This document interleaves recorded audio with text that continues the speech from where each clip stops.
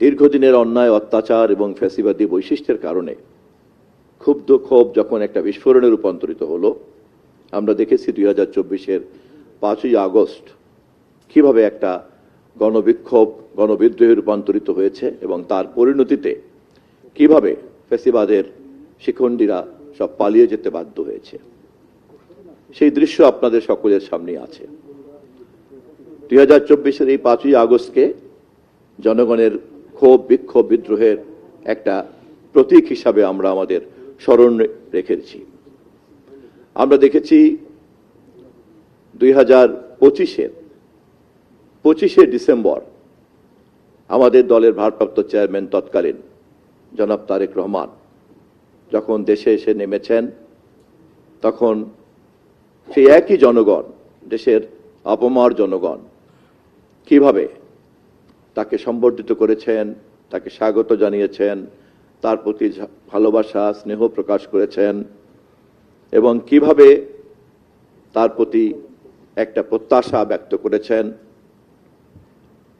একই মুদ্রার একটি পিঠে ছিল ক্ষোভ 2024-এর 5ই আগস্ট, সেই মুদ্রারই অপর পিঠে ছিল 2025-এর 25শে ডিসেম্বর আমাদের নেতা তারেক রহমানের প্রতি প্রত্যাশা, ভালোবাসা এবং তাকে ঘিরে তাদের যে স্বতঃস্ফূর্ততা।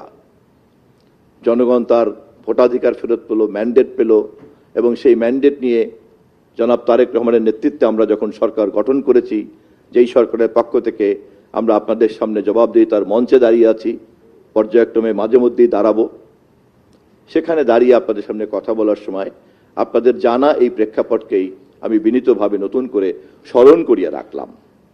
যে ধ্বংসস্তূপের বিরুদ্ধে মানুষের ক্ষোভ ছিল, যার বহিঃপ্রকাশ ছিল 2024-এর 5ই আগস্ট, তার বিপরীতে মানুষের যে প্রত্যাশার এক বিশাল দূরদর্শী স্বপ্ন কাজ করেছে, যার প্রতিফলন ছিল 2025-এর 25শে ডিসেম্বর তারেক রহমানের আগমনকে ঘিরে। কি পরিমাণ ধ্বংসস্তূপ থাকলে পারে এই পরিমাণ ক্ষোভ থাকতে পারে যে পালিয়ে যেতে বাধ্য হয় ফ্যাসিবাদের শিখণ্ডীরা। কি পরিমাণ প্রত্যাশা থাকলে জনাব তারেক রহমানকে ঘিরে 2025-এর 25শে ডিসেম্বর এই পরিমাণ স্বতঃস্ফূর্ত ভালোবাসা বেরিয়ে পড়তে পারে। কি পরিমাণ শ্রদ্ধা ভালোবাসা থাকলে পরে বেগম খালেদা জিয়ার জানাজায় কোটি জনতার স্রোতে ভেসে উঠতে পারে। ফলে এই ধ্বংসস্তূপকে আগে আমাদের প্ল্যানকে বাস্তবায়ন করার, উপযোগী করার একটা দায়িত্ব আমাদের ঘাড়ে পড়ে আছে। ফলে আমাদের পুরো পরিকল্পনাটাকেই ধ্বংসস্তূপকে পরিকল্পনা মাফিক পুনর্গঠনের কাজে নিয়ে যাওয়ার জন্য প্রথম দিকের একটি পর্ব আমরা এখন অতিক্রম করছি। এই পর্বে সেই ধ্বংসস্তূপকে অর্থনীতি বলেন, সমাজ বলেন, রাষ্ট্র বলেন, রাষ্ট্রের প্রত্যেকটি অ্যাপারেটাসকে বলেন, প্রত্যেকটি অঙ্গ বলেন, প্রত্যঙ্গ বলেন, প্রতিটি জায়গায় এটাকে আমাদেরকে প্রথমে ততটুকু ভাবে বিনির্মাণ করতে হচ্ছে যতটুকু বিনির্মাণ করতে পারলে আমাদের নেতার যে ঘোষিত আই হ্যাভ এ প্ল্যান, সেই প্ল্যানটাকে আমরা একটা কোর্স অফ অ্যাকশনে নিতে পারি। সে কারণেই প্রথম পর্বের এই দিনগুলিকে আমাদের ব্যয় করতে হচ্ছে যত না বেশি কর্মসূচি বাস্তবায়ন করার জন্য, তার চেয়ে বেশি বাস্তবায়ন করতে হচ্ছে ধ্বংসস্তূপকে নতুন কর্মসূচি গ্রহণ করার উপযোগী হিসাবে গড়ে তোলার জন্য। আপনারা নিশ্চয়ই প্রশ্ন করবেন, আপনাদের প্রশ্নের উত্তর দেওয়ার মধ্য দিয়েই আমাদের সরকার জবাবদিহিতার সংস্কৃতিকে চর্চা করবে এবং জনগণের সামনে হাজির হবে। আপনাদের কাছে জবাবদিহিতার এই সংস্কৃতি যখন আমরা চর্চা করব, তখন ধ্বংসস্তূপের এই পর্বটিকে আমাদের নতুন পরিকল্পনার কর্মসূচি গ্রহণ করার পর্বে নেওয়ার যে কঠিন পর্বটা, সেটিকে আপনারা মাথায় রাখবেন। আমি কেবলমাত্র বিনীতভাবে এটুকুই স্মরণ করিয়ে রাখছি।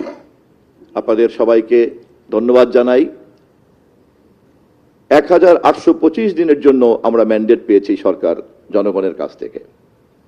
তার মধ্যে মাত্র 180 দিনের জন্য এখন জবাবদিহিতা করতে বসছি। 1825 দিন আমরা অতিক্রম করব। এই 180 দিন ধ্বংসস্তূপকে গুছগাছ করা, মেরামত করা, যে কোনো ধ্বংসপ্রাপ্ত জিনিসকে কাজে লাগানোর আগে যে কি কি কাজ থাকতে পারে আপনারা সবই ভালো বোঝেন। ফলে প্রথম দিকের পর্ব আর শেষের দিকের পর্ব এর মধ্যে কিন্তু আমরা আশা করি আমরা যখন আমাদের মেয়াদের একটা নির্দিষ্ট পর্ব অতিক্রম করতে থাকবো, আমরা যত সামনের দিকে এগোবো তত স্মুথলি আমরা আমাদের প্ল্যানকে বাস্তবায়ন করতে পারবো যথাযথভাবে, যা ঘোষণা করেছেন আমাদের নেতা জনাব তারেক রহমান।